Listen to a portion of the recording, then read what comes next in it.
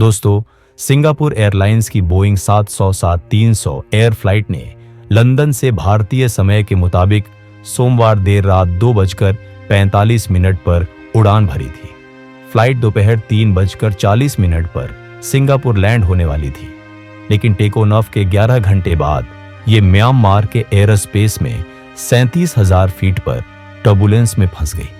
लेकिन फिर जो हुआ वो रोंगटे खड़े करने वाला था। एयरक्राफ्ट महज 5 मिनट के अंदर 6,000 फीट नीचे आ गया। विमान के अंदर बैठे लोगों को ऐसा टर्बुलेंस महसूस हुआ होगा कि जैसे मानो उनका विमान बरमूडा ट्रायंगल के ऊपर से निकल रहा हो और अब उनके विमान को सुरक्षित लैंड कर पाना असंभव सा है।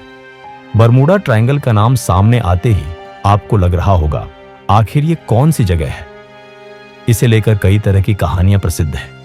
आप और हम इसके बारे में बचपन से ही सुनते आ रहे हैं, लेकिन जब भी इसके बारे में जानने या समझने की कोशिश की तो हमेशा साइंस के इतने भारी भरकम कॉन्सेप्ट सामने रख दिए गए, जिनकी मदद से इसे जानने समझने की जगह हम इससे दूरी बनाते रहे। हमें हमेशा लगता था कि काश कभी ऐसा हो कि कोई इसके बारे में हमें आसान भाषा में ही समझा दे। चलिए आज हम आपके लिए ये करते हैं। आज हम आपको बरमूडा ट्रायंगल और इससे जुड़ी तमाम उन बातों से रूबरू कराएंगे जो आज तक कई लोगों के लिए रहस्य की तरह है। आखिर बरमूडा ट्रायंगल है क्या? आसान भाषा में समझना चाहें तो ये अटलांटिक महासागर में करीब 5 लाख वर्ग किलोमीटर का एक ऐसा इलाका है जो फ्लोरिडा के पास से शुरू होकर प्यूर्टो और बरमूडा द्वीप तक जाता है। ऐसे में यह समुद्र के अंदर एक काल्पनिक सा ट्रायंगल क्रिएट करता है। इसी पूरे इलाके को हम बरमूडा ट्रायंगल के नाम से जानते हैं। जहां तक बात इस ट्रायंगल के खोज की है तो इसका श्रेय जाता है क्रिस्टोफर कोलंबस को। ऐसा माना जाता है कि इस ट्रायंगल के रास्ते से सबसे पहले कोलंबस ही गुजरा था। कोलंबस ने इसका जिक्र अपनी किताब में भी किया है। उन्होंने इस ट्रायंगल का जिक्र करते हुए कहा है कि जब मैं 1498 में इस रास्ते से आगे बढ़ने लगा तो मैंने देखा कि मौसम में एकाएक बदलाव आ गया और समुद्र की लहरें काफी तेजी से ऊपर उठने लगी। सामने आसमान में बिजली चमक रही थी और हर तरफ बेहद तेज हवाओं के चलने का शोर था। दोस्तों, बरमूडा ट्रायंगल में आज तक इतनी अधिक घटनाएं हो चुकी हैं कि कई लोग इसे डेविल ट्रायंगल भी कहकर बुलाते हैं। इसे यह नाम सबसे पहले 1964 में विंसेंट गैडिज ने दिया था। उन्होंने अपनी किताब में बताया था कि यह ट्रायंगल किस तरह से जहाजों को निगल लेता है, जहां से होकर जो भी गुजरना चाहता है वह कभी वापस नहीं आता। इसी वजह से डेविल ट्रायंगल है। दोस्तों, कहा जाता है कि इस इलाके में जाने के बाद कई तरह की अप्रिय घटना खुद ब खुद होने लगती है, जैसे कि कभी जहाज का इंजन अपने आप काम करना बंद कर देता है, जहाज खुद पानी के अंदर धंसने लगता है, अगर कोई पानी में तैरना चाहे तो उसे तैरने में दिक्कत होती है। यहां हुई सबसे बड़ी घटनाओं की अगर बात करें तो अगस्त 1942 में अमेरिकी नौसेना के जहाज इसी बरमूडा ट्रायंगल के ऊपर से लौट रहे थे। तभी अचानक उनका संपर्क रेडियो स्टेशन से टूट जाता है और उनका नेविगेशन सिस्टम फेल हो जाता है। इस जहाज को ढूंढने जब रेस्क्यू टीम रवाना की गई तो उनका भी आज तक कुछ पता नहीं चल सका है। कहा तो यहां तक जाता है कि इस ट्रायंगल के इलाके में घुसते ही कंपास और विमानों के नेविगेशन टूल तक बंद पड़ जाते हैं। इसी तरह 1942 में ही दिसंबर के महीने में जब अमेरिका का एक और लड़ाकू विमान इस ट्रायंगल के ऊपर से गुजरने की कोशिश करता है तो इसके साथ भी वही होता है जो पहले वाले जहाज के साथ हुआ था। इसका पायलट बताता है कि उसका नेविगेशन काम नहीं कर रहा था।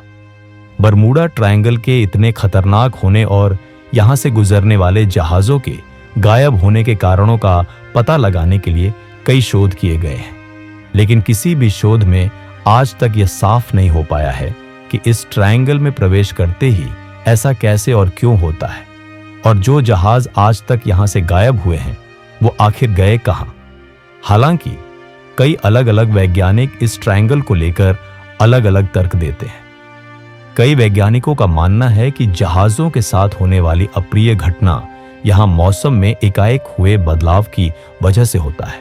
बरमूडा ट्रायंगल के आसपास के मौसम पर शोध कर वैज्ञानिकों ने यह पता लगाया कि इस ट्रायंगल के ऊपर खतरनाक हवाएं चलती हैं और इनकी रफ्तार 170 मील प्रति घंटे रहती है।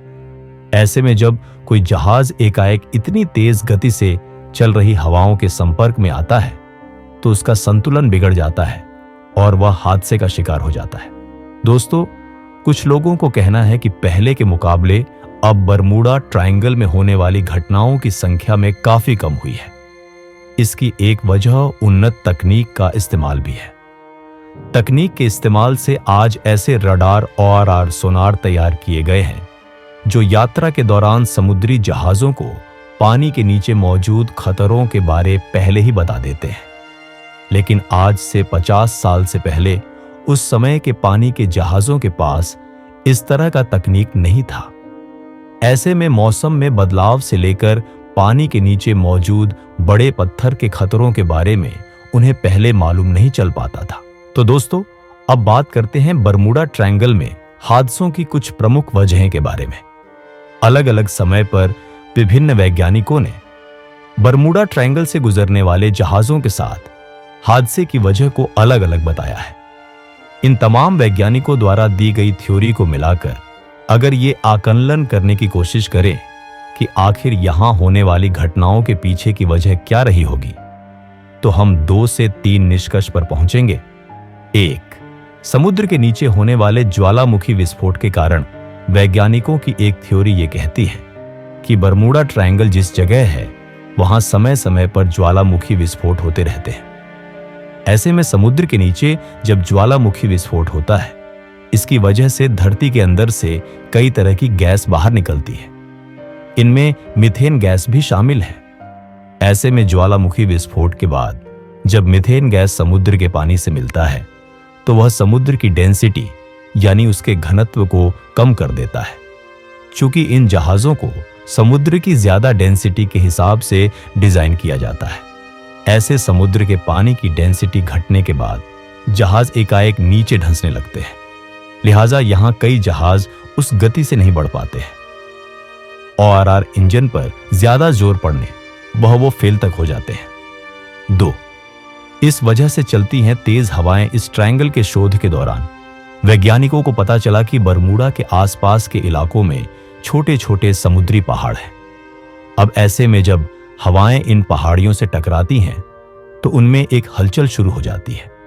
ORR ये देखते ही समुद्र के पानी के अंदर भी एक बड़ा सा चक्रवात बना देती है और ये हवा बादलों और समुद्र के पानी को एक बड़े लहर में तब्दील कर देते हैं। ऐसे में अगर वहां से गुजर रहा कोई हवाई जहाज या पानी का जहाज इन लहरों की चपेट में आता है, वो अपना संतुलन खो देता है। इस दौरान यहां हवा की गति भी काफी तेज पाई जाती है। 3. समुद्र के अंदर के चट्टानों के कारण भी होते हैं। हादसे बरमूडा ट्रायंगल के अंदर कई जगहों पर समुद्र के अंदर बड़े बड़े चट्टान पाए जाते हैं। कई बार बड़े पानी के जहाज पानी के नीचे इन चट्टानों का अंदाजा नहीं लगा पाती है। इस वजह से कई बार इनसे टकराने से जहाज को बड़ी क्षति पहुंचती है और वो डूब सकते हैं। हालांकि बीते कुछ समय से नई तकनीक के इस्तेमाल से इस तरह की घटनाओं में काफी कमी आई है। विमानों पर भी पड़ता है। इस वजह से असर समुद्र के पास जब हवा का बड़ा बवंडर या चक्रवात बनता है तो इसका असर समुद्र के ठीक ऊपर वायुमंडल में भी देखने को मिलता है। कई बार चक्रवात की वजह से वायुमंडल में भी हवा इतनी तेज गति से चल रही होती है कि उस दौरान अगर उल्टी दिशा से आ रहा कोई विमान उसकी चपेट में आ जाए तो वो टूट भी सकता है। वहीं अगर विमान हवा की दिशा में ही जा रहा हो तो उसकी गति कई गुना बढ़ जाता है।